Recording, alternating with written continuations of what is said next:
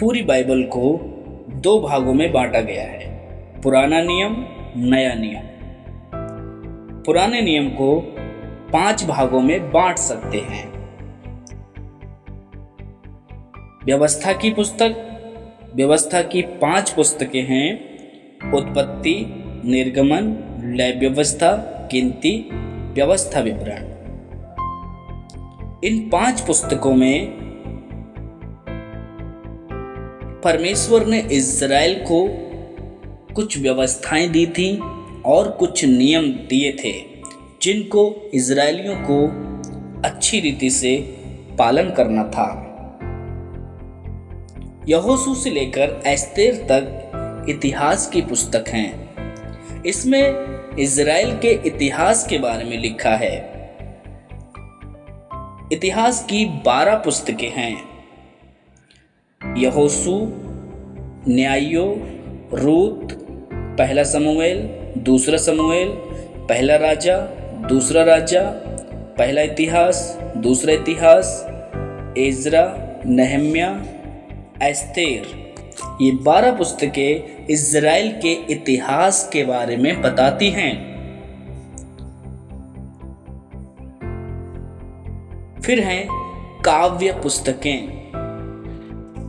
अय्यूब से लेकर श्रेष्ठ गीत तक ये 5 पुस्तकें कविताओं की पुस्तक हैं। इनको कविताओं की पुस्तक कहा जाता है।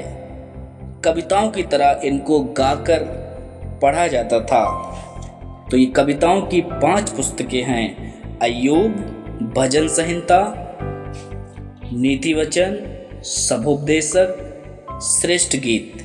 ये 5 पुस्तकें कविताओं की पुस्तकों के नाम से जानी जाती हैं। फिर हैं चौथे नंबर पर है बड़े नबी की पुस्तकें। बड़े नबी की 5 पुस्तकें हैं, यशायाह, यिर्मयाह, बिलाप गीत, यहेजकेल, दानियेल। ये बड़े भविष्यवक्ताओं की पुस्तकें हैं। इनको बड़े नबी की पुस्तक कहते हैं।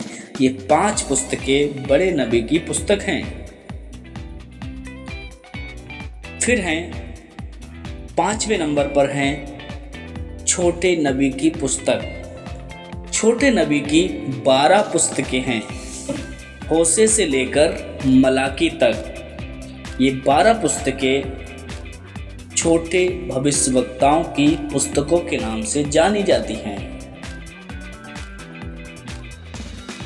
होशे, योएल, आमोस, ओबद्याह, योना, मीका, नहूम, हबक्कूक, सपन्याह, हग्गै, जकर्याह, मलाकी। ये 12 पुस्तकें छोटे नबी की पुस्तकों के नाम से जानी जाती हैं। तो ये था पुराने नियम को हमने 5 भागों में बांटा है। व्यवस्था की 5 पुस्तकें, ऐतिहासिक 12 पुस्तकें, काव्य 5 पुस्तकें, बड़े नबी 5 पुस्तकें, छोटे नबी 12 पुस्तकें। इसी तरीक़ा से हम नए नियम को भी 5 भागों में बांट सकते हैं। नंबर 1, सुसमाचार की पुस्तकें।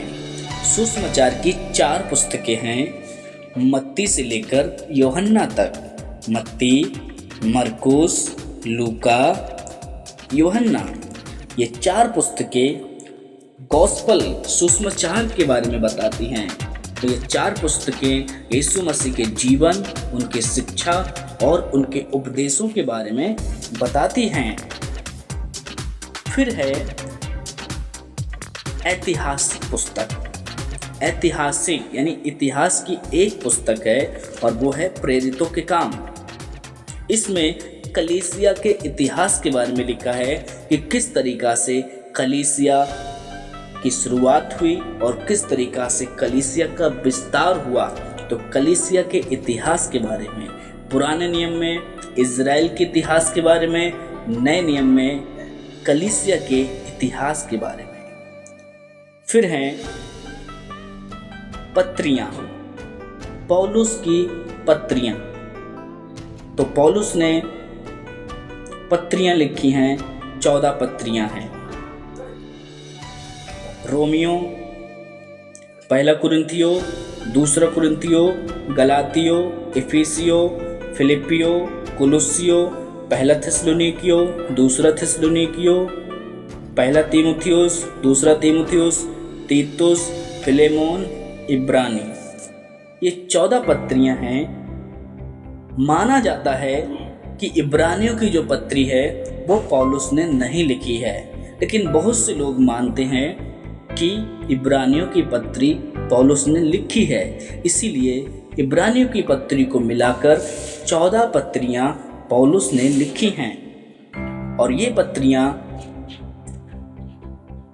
शिक्षा देती हैं कि किस तरीका से एक विश्वासी को आगे बढ़ना चाहिए और किस तरीका से गलत शिक्षाओं का खंडन करना चाहिए और सही शिक्षा को अपनाना चाहिए। तो पौलुस ने 14 पत्रियों को लिखा है। फिर हैं सामान्य पत्रियां, चौथे नंबर पर है सामान्य पत्रियां।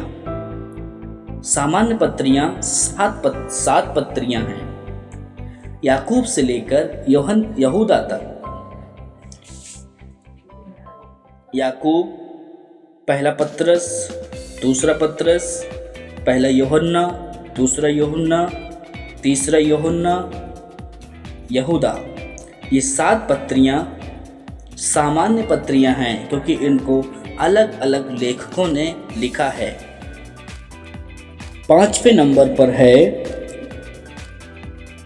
नबूवत की पुस्तक, भविष्यवाणी की पुस्तक। भविष्यवाणी की एक पुस्तक है प्रकाशित वाक्य। तो जिस तरीका से हमने पुराने नियम को 5 भागों में बांटा था, उसी तरीका से हम नए नियम को भी 5 भागों में बांट सकते हैं। तो पूरी बाइबल में 66 पुस्तकें हैं और 66 पुस्तकों को हम 5-5 भागों में बांट सकते हैं।